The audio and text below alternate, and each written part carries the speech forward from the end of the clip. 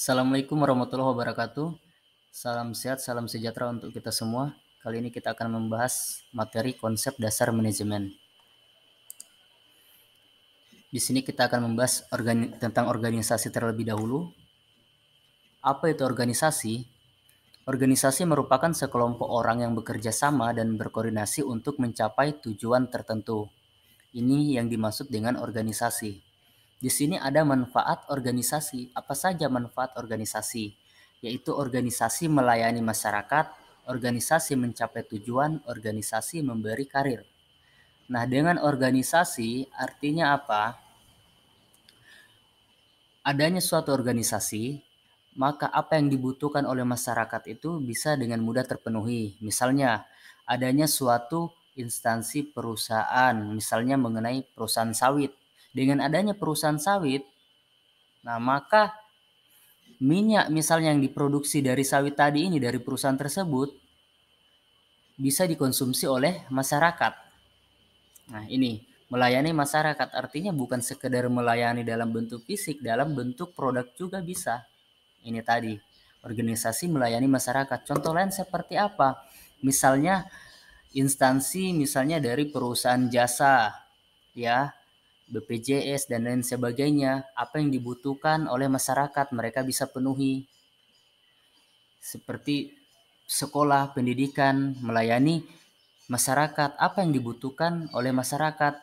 Dengan adanya pendidikan berarti anak-anak bisa sekolah. Ini organisasi melayani masyarakat. Selain itu apa juga? Organisasi mencapai tujuan. Nah, dengan adanya organisasi, apa yang kita inginkan lebih mudah tercapai. Organisasi memberi karir tentu saja. Dengan adanya suatu organisasi, suatu kumpulan, maka akan mempermudah kita apa yang kita inginkan, step by step, apa yang kita inginkan, karir seperti apa. Ya, misalnya kita di suatu perusahaan, awalnya kita hanya bawahan, ya. Lama-kelamaan sesuai keinginan kita, kemudian sesuai dengan kapasitas, kapabilitas kerja kita, maka kita bisa berada di karir yang lebih baik. Itu tadi. Nah, ini manfaat dari suatu organisasi. Kemudian manajemen. Apa itu manajemen? Menurut Messi dan Douglas, ya, manajemen suatu proses saat suatu kelompok orang bekerja sama mengarahkan orang lain untuk bekerja mencapai tujuan yang sama. Artinya apa di sini? Yaitu suatu kelompok atau seseorang, ya, yang berbaur di kelompok tersebut, ya. Di sini kita sama-sama mencapai satu tujuan yang sama. Ini tadi yang dimaksud dengan manajemen menurut Messi dan Douglas. Selain itu ada proses manajemen. Di sini yaitu mencangkup perencanaan, pengorganisasian, pengarahan, dan pengendalian. Nah, proses manajemen dalam perencanaan seperti apa? Tentunya menetapkan tujuan seperti apa yang diinginkan dalam suatu organisasi atau perusahaan tersebut. Kemudian menentukan cara mencapai tujuan tersebut. Bagaimana perencanaannya yang akan dibuat. Selainnya itu, pengendalian. Artinya apa? Ada bentuk memonitor, ada bentuk memastikan tujuan telah tercapai. Ini dari proses pengendalian. Setelah itu adanya bentuk pengorganisasian. Di organisasi, kegiatan, dan orang. Artinya apa? Dengan ada bentuk pengorganisasian ini tadi, proses manajemen akan lebih teratur. Proses yang akan dicapai akan lebih cepat tercapai dan akan teratur ini tadi. Kemudian menentukan apa yang harus dikerjakan. Artinya apa?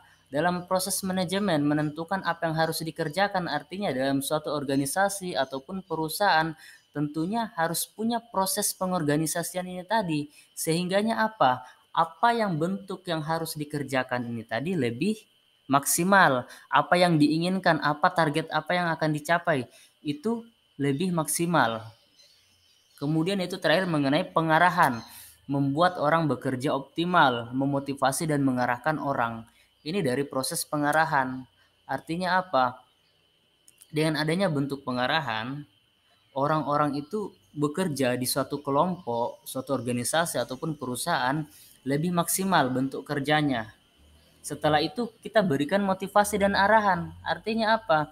Penguatan untuk kerja per orang, sehingganya tujuan yang dicapai dalam suatu organisasi atau proses yang ingin dicapai dalam suatu perusahaan bisa maksimal. Ini dari proses manajemen tadi. Di sini ada jenis manajemen, yaitu berdasarkan hierarki, yaitu manajemen puncak, top manajemen, middle level manajemen, kemudian manajemen menengah. Untuk top manajemen biasanya dikenal sebagai manajer senior, yaitu manajer di posisi seperti CEO, manajer director, kemudian presiden, dan CFO. Ya, manajer puncak membuat keputusan daripada mengarahkan operasi perusahaan sehari-hari, menetapkan tujuan dan strategi perusahaan, termasuk kebijakan perusahaan dan rencana bisnis. Nah, ini manajemen puncak atau top manajemen. Ini yang dilakukan, yaitu menentukan kebijakan perusahaan dan rencana bisnis. Ini dari segi manajemen puncak. Manajemen puncak juga memiliki fungsi ya. Di sini itu memastikan tujuan industri, memiliki target, kemudian membuat suatu rencana, organisasi kegiatan dan pekerjaan yang dilakukan oleh manajer pertengahan karir, pengumpulan dan pengolahan sumber energi untuk organisasi. Ini fungsi dari manajemen puncak. Setelah itu ada manajer middle management ya, atau manajemen menengah. Yaitu manajer tingkat menengah berarti di bawah manajer tingkat atas seperti manajer departemen, manajer cabang, regional, atau manajer umum. Nah, secara umum manajemen menengah bertanggung jawab untuk melaksanakan tujuan atau sasaran yang ditetapkan oleh manajemen senior dengan menetapkan tujuan untuk setiap departemen atau cabang. Di sini juga ada peran dari manajemen menengah, yaitu menafsirkan kebijakan yang ditetapkan oleh manajemen puncak. Kemudian organisasi kegiatan departemen untuk melaksanakan rencana dan kebijakan yang telah ditetapkan. Melakukan rekrutmen, kemudian pelaksanaan rencana yang dibuat oleh manajemen puncak. Artinya ini beberapa dari peran dari manajemen menengah. Setelah itu ada manajemen tingkat bawah.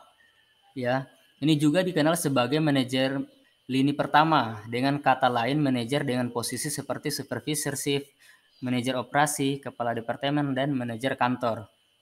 Manajer tingkat bawah bertanggung jawab atas karyawan yang secara langsung memproduksi produk atau jasa yang ditawarkan oleh perusahaan. Sedangkan peran dari manajemen tingkat bawah yaitu mengelola dan menyelidiki masalah dan keluhan dari personel operasi, kemudian bertanggung jawab untuk meningkatkan semangat kerja karyawan, meminimalkan pemborosan sumber daya energi, dan memelihara kondisi kerja yang baik dan memelihara hubungan yang sehat antara atasan dan bawahan. Ya, ini jenis manajemen berdasarkan hierarki. Ada 3 yaitu top management, middle management, kemudian lower management. Oke, itu tadi materi mengenai konsep dasar manajemen, materi awal. Sekian, insya Allah kita akan ketemu di video berikutnya. Assalamualaikum warahmatullahi wabarakatuh. Salam sehat.